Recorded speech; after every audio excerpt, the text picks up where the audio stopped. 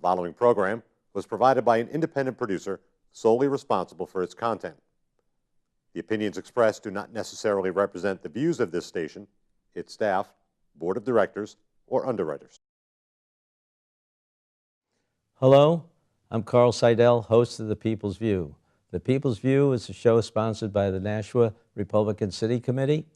The committee meets every second Thursday at the Crown Plaza. And if you want to contact us, we have a website, nashuagop.org.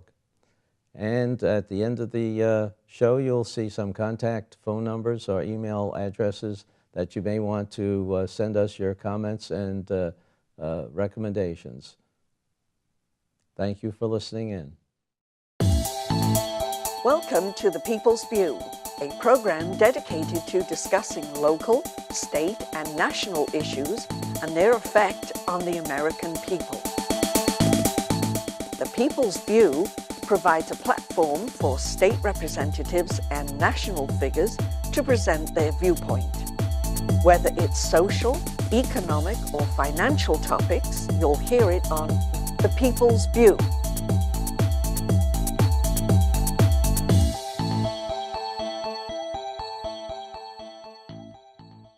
Hello, and today we have as our guest Walt Havenstein, as I'm pronouncing correctly. Correct, yes. And we wanted to know, tell our audience how what issues you think are most important when you're going to run for governor. Well, Carl, I'm delighted to have this opportunity to chat with you and the folks of Nashua. I feel a strong kinship with the folks of Nashua, having worked here a good bit of my career at Sanders and the BA Systems. Carl, I'm running to get our economy moving again. After 30 years of 3 straight decades of double-digit growth and job creation, the last 15 years have been very disappointing for a lot of us here in the state. And it's what I refer to as Maggie Hassan's walking dead economy. It's barely moving. It has no life. Last year, 2013, our economic growth for the state was 0.9, the lowest in New England, and that's following 2012 was 1.1. We are not headed in the right direction. We've fallen from being 14th in the nation when it came to new business starts to 35th, and we all know that new business starts, small business starts, are the seed corn for future economic growth and job creation. So we got to get that turned around, and that's why I'm running, is to do exactly that. And I've laid out an economic development plan, which I call 8-15-17 equals 25,000 jobs, and it's all about restructuring our business climate here in the state so that we're once again holders of what I call the New Hampshire advantage economically, and competing with the region as the best place to do business in our region. And then the net effect of what's happened over the last decade or so is we're losing young people out of the state. And the demographics, as you know, is we're getting older as a state, and as young people leave the state to find opportunities, it's compounding the problems for our state. So focusing on job creation through creating a better business climate, starting with taxes, but also starting with regulatory issues.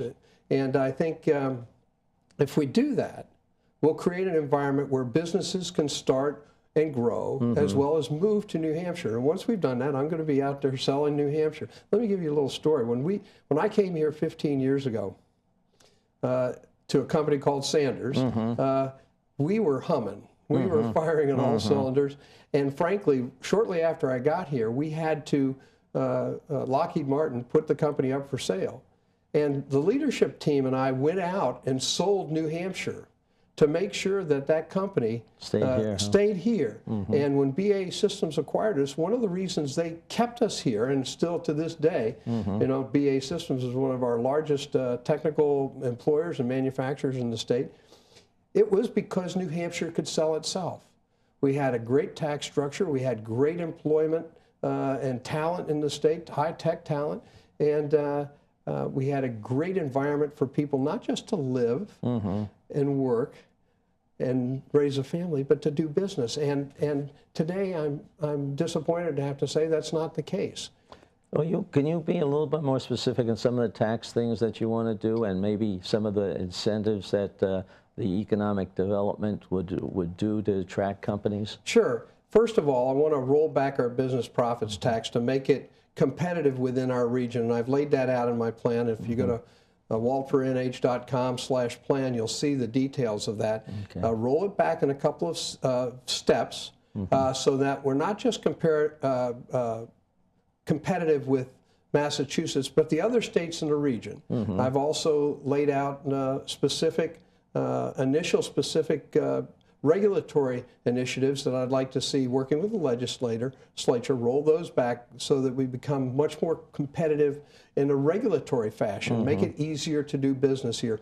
Pick New Hampshire as opposed to other places. And then I've laid out a plan that talks about how do we once we create jobs, create opportunities, how do we get employees, right?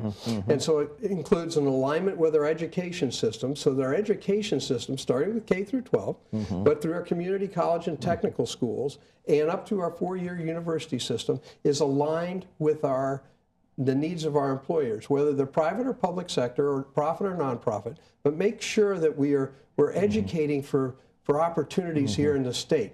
And then the last thing as part of that is I proposed right to work, and I would really seek the legislature's resubmitting a right to work bill that I would gladly approve. Again, setting us in stark contrast with the rest of New England.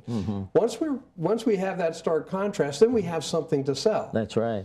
And so we go out and sell that, and I'm having started in business development my career in the private sector. I would be the biggest salesperson for New Hampshire, just like we were 15 years ago when BAE was looking to acquire us. There were several other companies looking to acquire us who would have moved us out of the state. But as it turned out, because the leadership team at Sanders, some magnificent people, were able to sell the state. That business is still here, thriving, still has over 4,000 high-tech, high-paying jobs, and doing great things for our country at the same time. Well, you mentioned education, and I think one thing that we saw in the 2010 to 2012 era was that the community colleges really went out and looked for what skills were needed and started teaching some specialized welding, other metals handling, and a whole bunch of different skills that weren't really taught. And apparently that helped, but I don't hear anything more about that. I know University of New Hampshire is starting some business development too. Yeah. You can tie that all together. Yeah, and the community college system is a great example of strategic alignment with business, right? Because they're much more readily adaptable to the current needs as things go up and down in terms of especially high-tech manufacturing. And I think that's a great opportunity for us here in New Hampshire. So we're going to have to continue that progression and maybe step back to apprenticeships in high school, right? So we've kind of lost that kind of education base, but let's make sure from high school right into the community college systems, we're giving people alternative educations and learning so that they can do real work right out of school. Let me give you an example with the 4-year school, UNH Durham, for example. When I came here in 1999, I was surprised to see how few engineers we were getting at Sanders from UNH Durham. And so the head of engineering and I went over to Durham, and we sat down and said, hey, can we do some modification here? Because we know if we had opportunities here in the state, which we did, and I had an aging demographic, if we had opportunities, why weren't we seeing the kind of talent we needed out of our university system here in New Hampshire? Because if we could hire them here from New Hampshire, they're much more likely to stay here. It's really pretty simple from a businessman's perspective. So we did. We worked with the College of Engineering and Physical Sciences to modify some of their curriculums. We made some fairly serious investments, and within a year or two, we were starting to intern those students who now had matched skills in the classroom and in the lab with what we were looking for here at Sanders and subsequently at BA Systems. And over time, we brought in more and more interns, and over time that means we were hiring more and more college graduates. And that program has sustained itself now for well over a decade. We need to do more of that. We need to do more partnering, and I mean real partnering, where the business climate, whether it's private sector business or it's the not-for-profit, has a vested interest in seeing exactly the type of talent they want to see come out of our university system. And that means whether it's Keene State or Plymouth State or UNH Durham, that we get the right kind of talent. And I'm pleased to see some progress being made at UNH Manchester around startups and around high tech. I think that's going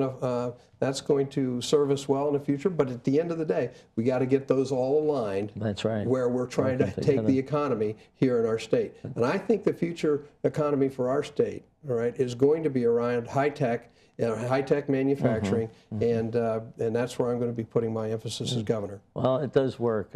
I can say my stepson stayed in New Hampshire because of your program at BAE. He's an engineer there.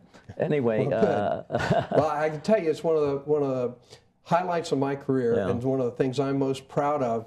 Not because of what I did, but because of what the leadership did, and frankly, the partnership we had with UNH, and to this day with Mark Huddleston and the leadership over at UNH, to make sure that the talent demands that we have right, are being met locally. And so we're not heading to Massachusetts or to New York or wherever to find our technical talent. What about the budget situation? I mean, that's something that you have to balance so that you can do some of these things. Sure, absolutely. And I think, as you know, we've seen this summer some real lack of transparency is what I would call it in terms of the budget currently being administered in Concord. We, as it turns out, we hit right on our revenue projections that the Senate and had forecast well over a year ago, and yet we don't know where the spending is. That's right. And there's lack of transparency there, and that concerns me, frankly. I managed a budget at BA Systems that was 3 times that of the state of New Hampshire.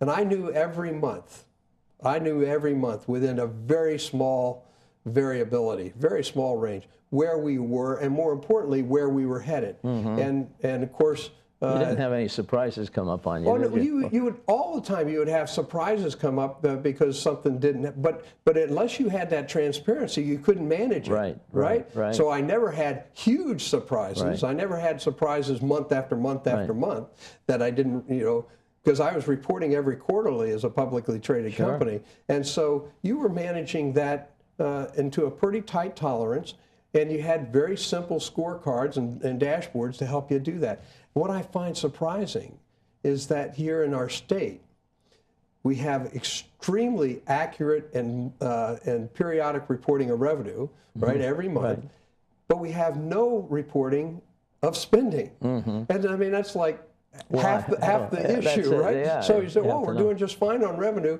but how are we doing on spending? So we don't know today whether or not we're in a deficit or and that's a surplus. the problem too. Not knowing is rumors fly around all over. Sure, and frankly, what it does is it precludes you from making decisions when things may be on the margin, or choices you have to make because you don't know where you are. And I think that's a real delays in making a decision can be very harmful. For example, if I read in the newspaper the other day that there's some that are suggesting we have $100 million deficit, overspending in Health and Human Services alone in this budget cycle. Right. Well, if we're we're already in, we're approaching the 3rd month of the next fiscal year. Right. And if we're not going to start dealing with that issue for a couple more months, like after the election, well, you're only going to have 6 months to deal with. So the nature of the actions you're going to take are very limited, and they're going to become more and more severe. That's not the way to manage. That is not the way to manage. And because we have a partnership relationship between legislature, the executive council, and the governor's office, it seems to me that it's very, very appropriate, and it certainly will be that case when I'm the governor, that's open transparency. Every month we report, every month we take a look at where we are, and every month we decide if there are any special actions we need to take.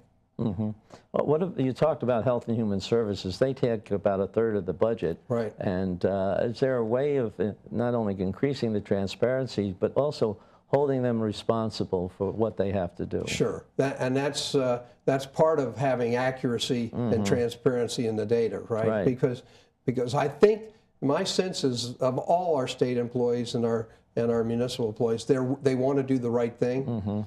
But if they don't have the wherewithal and the leadership in the corner office saying, hey, look, we need to make these adjustments if this is going to work, right? Based upon the agreed to plans formed in the budgeting process with the legislature, I don't think they're being served well. I don't think the commissioners are being served well, and I don't think the legislature is being served well. And the voters aren't served well either. Well, that's the whole idea, right? Because that's where the resources are coming from, and where we're trying to provide service to begin with. Well, you've had a lot of things to do during the preliminary here, and do you need some more help with before the primary? I can always use help. Okay. And if people are interested in everything from donations to volunteering, holding signs, walking parades, making phone calls, waltfornh.com, there's a place to do that. It's important for, I think, folks in Nashua, and a lot of folks here know of me and my reputation. I'm not a career politician. I made my contribution in a very different way, starting after I graduated from the Naval Academy, 12 years on active duty in the Marine Corps, working my way up from the bottom, literally. Sometimes I felt I was below the bottom of the defense industry, and to be able to come to New Hampshire 15 years ago and work with and serve with the people of Sanders and eventually BA Systems was probably the greatest thing that ever happened to me and Judy, other than our son being born. And for me to be back in Nashua and talking to people in Nashua is really very heartwarming for me. Well, I'm sure the people are looking forward to using your expertise. Well, I'm more than hopeful. I'm looking forward to the opportunity to serve them as their governor. Good. Well, thank you very much. Our time is up, though. Okay. Well, thanks, Carl. You're welcome.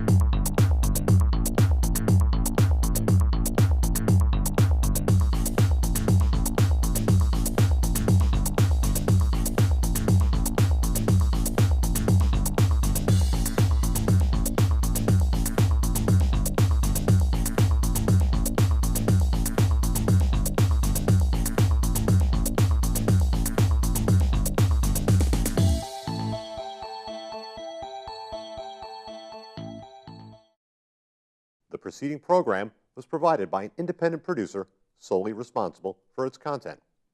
The opinions expressed do not necessarily represent the views of this station, its staff, board of directors, or underwriters.